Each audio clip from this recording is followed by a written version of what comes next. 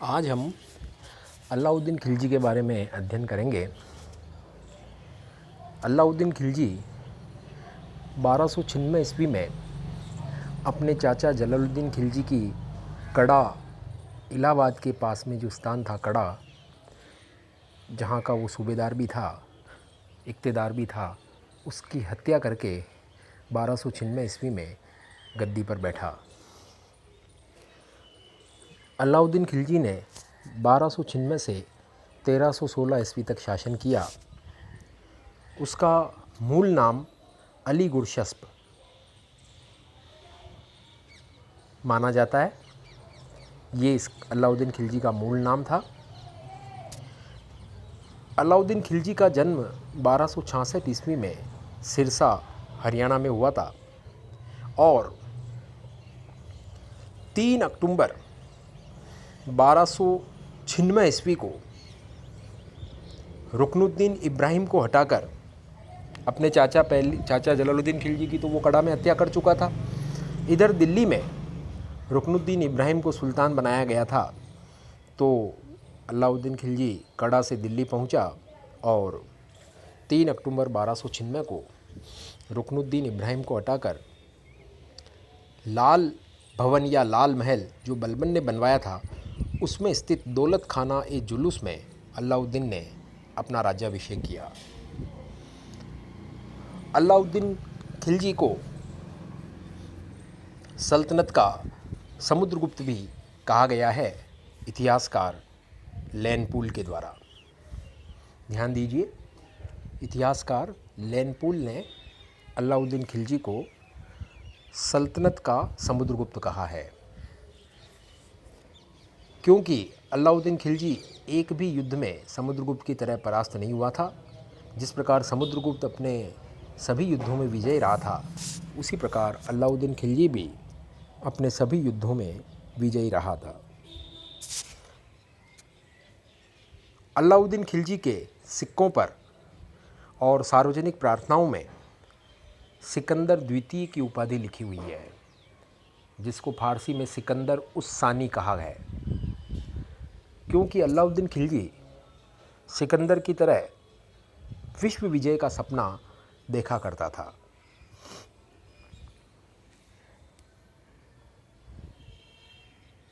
अमीर खुसरो और इसामी जैसे इतिहासकार और साहित्यकार अलाउद्दीन खिलजी को एक भाग्यवादी व्यक्ति कहते हैं। अलाउद्दीन खिलजी को खलीफा का दायां हाथ या खलीफा का नायब, नासिर अमीर उल मोमिनीन, खलीफा का नायब या खलीफा का दायां हाथ भी कहा जाता है। अलाउद्दीन खिलजी का जो खुतबा था वो गजनी की जामा मस्जिद में पढ़ा गया था। अलाउद्दीन खिलजी को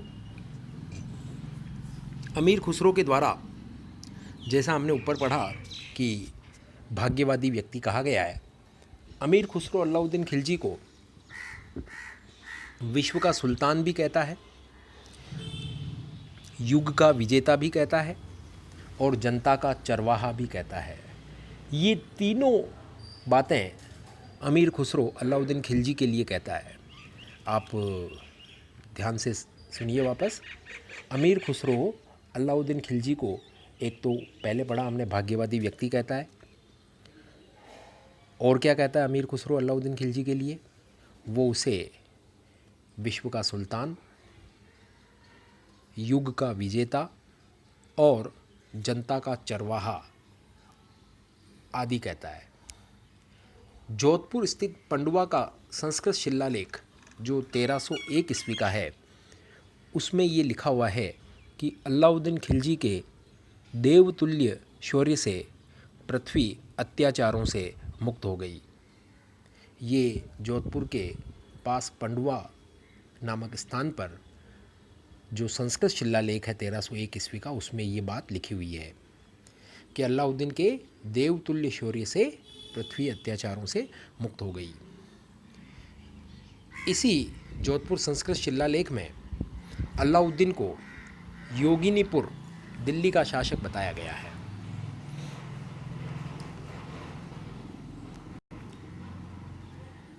doctor S R S Roy doctor S Roy Alauddin Khilji को एक महान मुस्लिम शासन प्रबंधक मानते हैं। वो भारत में मुस्लिम साम्राज्य और मुस्लिम शासन की शुरुआत भी अलाउद्दीन खिलजी के समय से ही करते हैं। डॉक्टर एस रॉय, उनका कहना है कि भारत में मुस्लिम शासन की और मुस्लिम साम्राज्य की जो शुरुआत हुई वो अलाउद्दीन खिलजी के समय से ही हुई। मोहम्मद हबीब जो इतिहासकार हैं, उनके अनुसार मध्यकालीन भारत के राजनीतिक इतिहास का प्रारंभ अलाउद्दीन खिलजी से ही होता है। मध्यकालीन भारत का जो राजनीतिक इतिहास है वो अलाउद्दीन खिलजी के समय से ही शुरू होता है, ये मोहम्मद हबीब का कहना है। एस आर शर्मा वो अलाउद्दीन खिलजी को भारत का प्रथम मुस्लिम सम्राट कहते हैं और आशीर्वादी लाल श्रीवास्तव अलाउद्दीन को भारत का पहला तुर्की सम्राट मानते हुए उसकी तुलना जर्मनी के बिस्मार्क से करते हैं। ये आशीर्वादी लाल श्रीवास्तव का मत एग्ज़ाम्स में, प्रतियोगी परीक्षाओं में पूछा जाता है। आप इसे ध्यान से सुनिए कि आशीर्वादी लाल श्रीवास्तव जो हैं वो अलाउद्दीन खिलजी की तुलना बिस्मार्क से करते हैं। भारत का पहला तुर्की सम्राट भी वो अलाउद्दीन खिलजी को ही मानते हैं। तो अलाउद्दीन खिलजी के बारे में अलग अलग इतिहासकारों के कथन हमने पढ़े। डॉक्टर एस राय उसे महान मुस्लिम शासन प्रबंधक मानते हैं। एस राय का हमने वो भी पढ़ा कि भारत में मुस्लिम शासन की शुरुआत अलाउद्दीन खिलजी के समय ही हुई। मोहम्मद हबीब मध्यकालीन भारत के राजनीतिक इतिहास का प्रारंभ अलाउद्दीन खिलजी से होना मानते हैं। आशीर्वादी लाल श्रीवास्तव अलाउद्दीन खिलजी की तुलना जर्मनी के बिस्मार्क से करते हुए उसे भारत का प्रथम तुर्की सम्राट मानते हैं। वुल्जले हेक कहते हैं कि अलाउद्दीन खिलजी के साथ सल्तनत का साम्राज्यवाद प्रारंभ हुआ, जबकि इतिहासकार स्मिथ, विंसेंट ऑर्थर स्मिथ, जिन्होंने समुद्रगुप्त को कभी भारत का नेपोलियन कहा था, वो Vincent Arthur Smith Alauddin Khilji के शासन को लज्जापूर्ण बताते हैं। अलाउद्दीन खिलजी का शासन लज्जापूर्ण था, ऐसा इतिहासकार स्मिथ कहते हैं। तो ये तो अलाउद्दीन खिलजी के शासन के बारे में, उसकी उपाधियों के बारे में आरंभिक परिचय हमने जो विभिन्न इतिहासकारों ने दिया वो आपको बताया। अब अलाउद्दीन खिलजी 1296 ईस्वी में, जैसा आपको पता है कि अपने चाचा जलालुद्दीन खिलजी को मरवा कर कड़ा में उसने अपने आप को सुल्तान घोषित किया और फिर अक्टूबर 1296 में वो दिल्ली पहुंचा और रुकनुद्दीन इब्राहिम को गद्दी से हटाया उसने, क्योंकि उसकी अनुपस्थिति में जलालुद्दीन खिलजी की हत्या के बाद वहाँ पर दिल्ली में उसको सुल्तान बना दिया गया था रुकनुद्दीन इब्राहिम को। तो फिर 3 अक्टूबर 1296 को रुकनुद्दीन इब्राहिम को गद्दी से हटाकर अलाउद्दीन खिलजी ने अपना राज्याभिषेक करवाया। अलाउद्दीन खिलजी का जो चाचा था सुल्तान जलालुद्दीन खिलजी, वो न केवल चाचा था बल्कि अलाउद्दीन खिलजी जलालुद्दीन खिलजी का दामाद भी था। तो अलाउद्दीन खिलजी एक प्रकार से भतीजा भी था जलालुद्दीन खिलजी का और दामाद भी था। अपने चाचा जलालुद्दीन खिलजी और अपने पिता शिहाबुद्दीन के साथ मिलकर के किसी ज़माने में अलाउद्दीन खिलजी ने सुल्तान बलबन की सेवा की थी।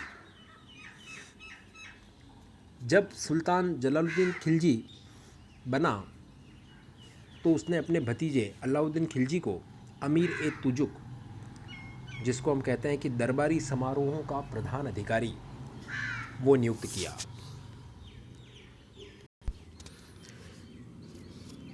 तो अलाउद्दीन खिलजी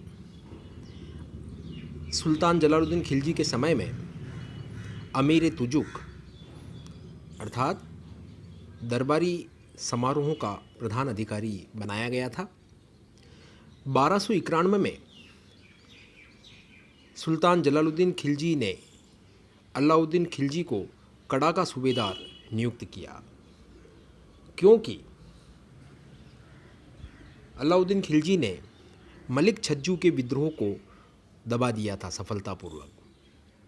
तो अब अलाउद्दीन खिलजी दरबारी समारोहों का प्रधान अधिकारी तो था ही, अमीर तुजुक, इसके अलावा वो कड़ा का सूबेदार भी बन गया। अलाउद्दीन खिलजी ज़्यादा पढ़ लिख नहीं सका, इसलिए इतिहासकार बर्नी के अनुसार, जो समकालीन इतिहासकार था जियाउद्दीन बर्नी, उसके अनुसार अलाउद्दीन खिलजी अशिक्षित था। वहीं इतिहासकार फरिश्ता कहता है कि सुल्तान बनने के बाद अलाउद्दीन खिलजी ने पढ़ना लिखना व्यक्तिगत रूप से शुरू किया और थोड़ी बहुत फारसी उसने सीखी। खुद अलाउद्दीन खिलजी ने कहा कि यद्यपि मैंने कुरान नहीं पढ़ा है, न ही कभी रोजे रखे हैं और न ही मैं कभी शुक्रवार की नमाज में जाता हूँ, लेकिन फिर भी मैं सच्चा मुसलमान हूँ। ये स्टेटमेंट उसने दिया कि न तो मैंने कुरान पढ़ी है, न मैं रोजे रखता हूँ, न मैं शुक्रवार की नमाज में जाता हूँ, फिर भी मैं सच्चा मुसलमान हूँ। अलाउद्दीन को इस बात का गर्व था कि उसने किताबी पढ़ाई नहीं पढ़ी, फिर भी उसने ऐसे विद्यालय में शिक्षा प्राप्त की थी जिसका वास्तविक महत्व था, अर्थात अनुभव की पाठशाला में पढ़कर के उसने बहुत व्यावहारिक ज्ञान प्राप्त किया था, जिसके कारण कम पढ़ा लिखा या अशिक्षित होने के बावजूद वो एक सफल सुल्तान सिद्ध हुआ। अलाउद्दीन खिलजी की जो सास थी मलिक ए जहां, और जो अलाउद्दीन खिलजी की पत्नी थी, तो अलाउद्दीन खिलजी अपनी पत्नी और सास दोनों के व्यवहार से बड़ा दुखी था। महारू अलाउद्दीन खिलजी की दूसरी पत्नी थी और प्रिय पत्नी थी, जबकि उसकी पहली पत्नी और उसकी जो सास थी वो अलाउद्दीन खिलजी के प्रति दुर्व्यवहार करती थी। जब अलाउद्दीन खिलजी के द्वारा 1296 में कड़ा में सुल्तान जलालुद्दीन खिलजी की हत्या का समाचार उसकी सास को मिला, तो उसकी सास ने दिल्ली में अपने सबसे छोटे पुत्र रुकनुद्दीन इब्राहिम को सुल्तान बनवा दिया। और इस कारण जलालुद्दीन खिलजी जो मारा गया था सुल्तान, उसका योग्य पुत्र अरकली खां, जो मुल्तान में था उस वक्त, वो नहीं आया था, नहीं पहुंचा था दिल्ली।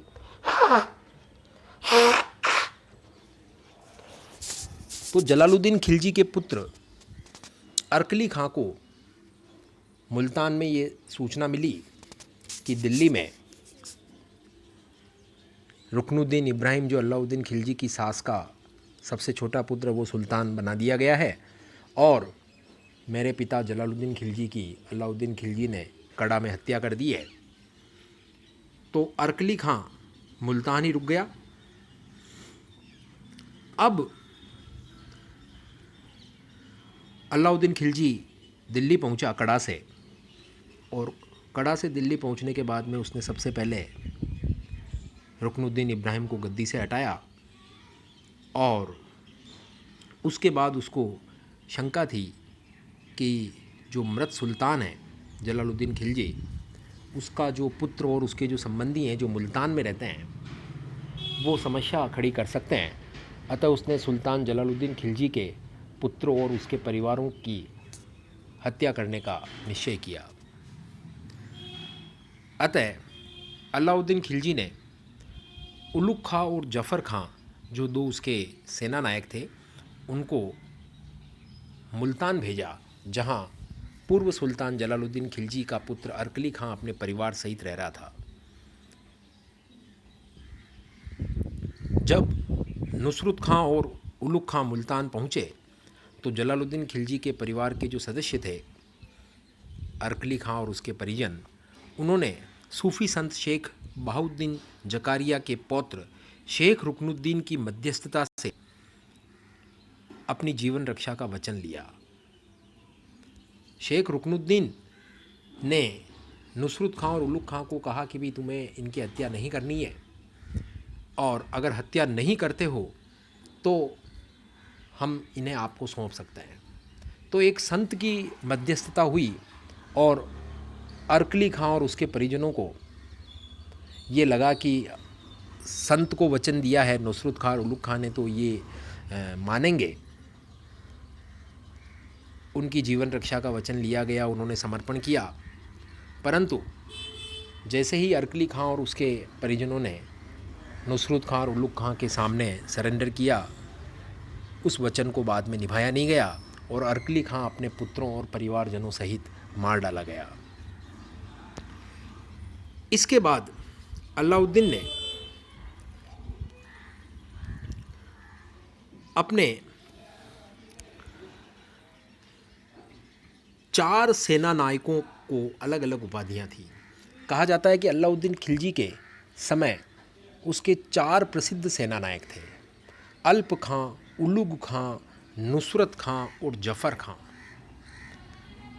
सुल्तान बनने के बाद में उसने अलमास बेग को उलुग खां की उपाधि दी, नसरत जलेसरी को नसरत खां की उपाधि दी, मलिक यूसुफ को जफ़र खां की और संजर को अल्प खां की उपाधि दी।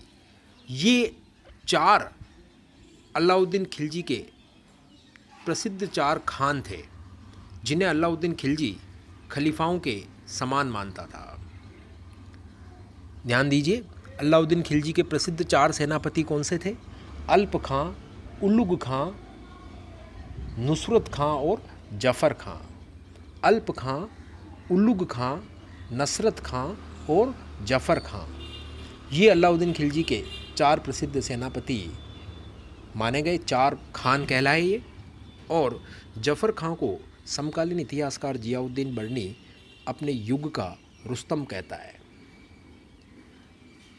कहा जाता है कि गद्दी पर बैठते वक्त पुराना जो वज़ीर था ख्वाजा खातिर, उसको वज़ीर के पद पर रखा गया 1 साल तो, और अगले वर्ष नुसरत खां को वज़ीर बना दिया गया। तो ये अलाउद्दीन खिलजी के सुल्तान बनने और उसके आरंभिक जीवन के बारे में आपको बताया मैंने। अब अलाउद्दीन खिलजी के समय में कई सारे विद्रोह हुए। उसमें पहला विद्रोह नवीन मुसलमान इन्होंने किया। ये नवीन मुसलमान जलालुद्दीन खिलजी के समय में मूलतः ये मंगोल थे और 4000 मंगोलों का नेता जो उल्गू खां था उसने इस्लाम स्वीकार किया था जलालुद्दीन खिलजी के समय में, और जलालुद्दीन खिलजी ने इनको मंगोलपुरी में दिल्ली के पास रहने के लिए स्थान बसाया। 1299 ईस्वी में हुआ ये कि ये नवीन मुसलमानों का जो नेता था उल्गू खां, वो भी गुजरात अभियान में भेजा गया था नुसरत खां के साथ। गुजरात का अभियान 1297-98 में पूरा हुआ था। वापसी में जब सेनाएं लौट रही थी तो 1299 में युद्ध में लूट से प्राप्त जो सामग्री थी उसके बंटवारे को लेकर के नवीन मुसलमान जो ये मंगोल थे, इनका नुसरत खां के साथ झगड़ा हो गया। तो इन नवीन मुसलमानों ने विद्रोह कर दिया। तो अलाउद्दीन खिलजी के आदेश पर फिर नुसरत खां ने इस विद्रोह को कठोरतापूर्वक दबाया और इन विद्रोहियों के साथ साथ इनकी बीबी और बच्चों को भी कठोर सज़ा दी गई, जो कि जियाउद्दीन बर्नी के अनुसार एक नई प्रथा थी। जियाउद्दीन बर्नी कहता है कि मिस्र का जो शासक था फ़िरौन, वो जितना निरपराध लोगों का रक्त बहाने के लिए दोषी माना जाता है, उससे भी अधिक निरपराध लोगों का रक्त अलाउद्दीन खिलजी ने बहाया। तो ये सबसे पहला विद्रोह नवीन मुसलमानों का, मंगोलों का जो हुआ 1299 में, वो नुसरत खां ने दबा दिया। अलाउद्दीन का भतीजा अकद खां, उसने रणथंबोर अभियान 1301 के दौरान धोखे से अलाउद्दीन खिलजी की हत्या का प्रयास किया और अलाउद्दीन को मृत समझकर अकद खां रणथंबोर से दिल्ली आ गया और स्वयं को सुल्तान घोषित कर दिया। और ये एक प्रकार से विद्रोह की घोषणा थी। अकद खां अलाउद्दीन के हरम पर अधिकार करने दिल्ली आया, परंतु हरम के प्रभारी अधिकारी मलिक दीनार ने बहादुरी दिखाते हुए अकद खां को मार डाला। तो ये अकद खां का विद्रोह भी समाप्त हुआ 1301 में।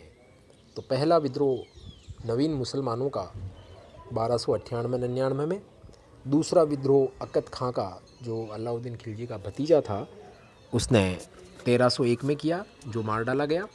तीसरा विद्रोह अलाउद्दीन खिलजी का भांजा बदायूं का इक़्तेदार उमर और अवध का इक़्तेदार मंगू खां, जिसको मंगू खां भी कहते हैं, तो मंगू खां और उमर, इनका विद्रोह तीसरा विद्रोह था। इसमें उमर और मंगू खां ये दो विद्रोही थे। उमर जो था वो बदायूं का इक़्तेदार था और मंगू खां अवध का इक़्तेदार था। इन्होंने अलाउद्दीन खिलजी के समय तीसरा विद्रोह किया, जिसको भी दबा दिया गया, उमर और मंगू खां के विद्रोह को। उमर बदायूं का इक़्तेदार था, मंगू खां अवध का इक़्तेदार था। चौथा विद्रोह हाजी मौला का हुआ। ये इल्तुतमिश के एक वंशज अलवी शाहजहाँ को सुल्तान बनाना चाहता था, लेकिन हाजी मौला के विद्रोह को भी अलाउद्दीन खिलजी ने दबा दिया। आपको थोड़ा ध्यान रखना है, सुल्तान जलालुद्दीन खिलजी ने तो सीदी मौला के विद्रोह को दबाया था और अलाउद्दीन खिलजी ने हाजी मौला के विद्रोह को दबाया। अलाउद्दीन पहला सुल्तान था जिसने विद्रोहों के मूल कारणों को खोजा और उसने ये कहा कि भाई आखिर क्या कारण है कि बार बार निरंतर विद्रोह होता है।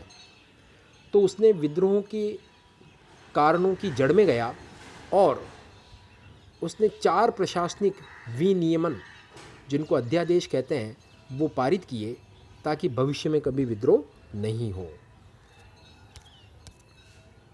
तो ये 4 अध्यादेश उसके विद्रोह रोकने के लिए 4 प्रशासनिक विनियमन उसके द्वारा जारी किए गए थे।